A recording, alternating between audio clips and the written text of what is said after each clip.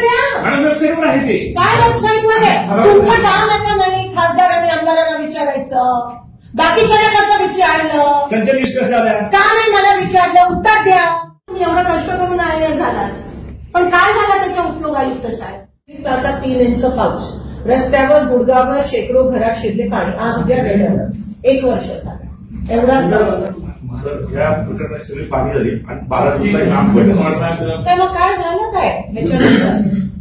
काय झालं का? आणि तेच मी म्हणते ही परिस्थिती मागच्या 1-2 वर्षातच उद्भवली आहे. महापालिका सत्तेत नाहीये, महापालिका नाहीये, ऍडमिनिस्ट्रेटर आहे, प्रशासकांची दिशाभूल होते जे येत आहेत ते. 2022 ला पण झालं होतं ना सर. बॉडी इलेक्शन अक्कलकोटवरचा किती पाणी सांगावं तुम्ही? बरं, एनकॅपचा विषय नंतर आहे, पण एनकॅपची कामं पण जिकडे अमृतची कामं पूर्ण झाली नाहीये तिकडे तुम्ही रस्ते मंजूर केले. म्हणजे आता परत तुम्ही खोदणार ते अमृतची कामं करायला. फक्त भ्रष्टाचार चालू आहे. तुम्हाला हक्काबंद आणू शकत नाही लिस्टमध्ये. करू का? नाही केलं आजपर्यंत. बरोबर गुटेगाववर करून आणला हक्कभंग, मी नव्हता आणला, दुसऱ्या जिल्ह्याच्या आमदारांनी आणलेला. काय करावं लागलं? करू का? मग येऊ का त्या लेव्हलला आता? आणि इगोसाठी ते कोणी करत नाही. करायचं असतं तर 20 वर्षात केलं असतं करायचं, पण इथपर्यंत डोक्यावरनं लिटरली डोक्यावरनं गेले आता.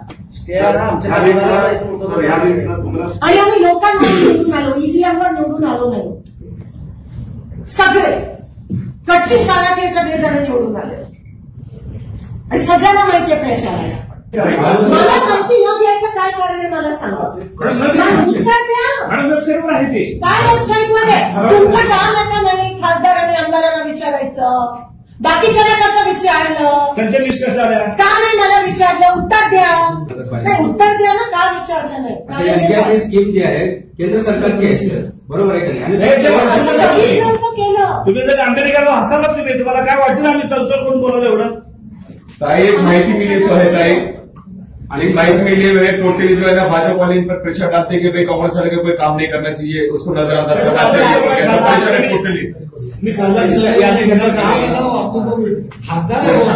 40 कोटीच्या कामामध्ये आमचं काम दाखवा फक्त. आणि हे सगळ्यांना कॉन्फिडन्स मध्ये घेऊन सुचवलेली नाव आहे, काम आहे. आमच्याकडे याद्या मागवल्या खासदारनी, आम्ही सगळे याद्या दिल्यात खासदारकडे आणि आमच्या कामं तुम्ही त्यांच्या यादीत टाकून टाकता. एक पूर्ण महानगरपालिकेचा अधिकारी IAS असतो, पण त्याच्यासोबत लोकप्रतिनिधी पण असतात. हे कारण आहे ना याचं.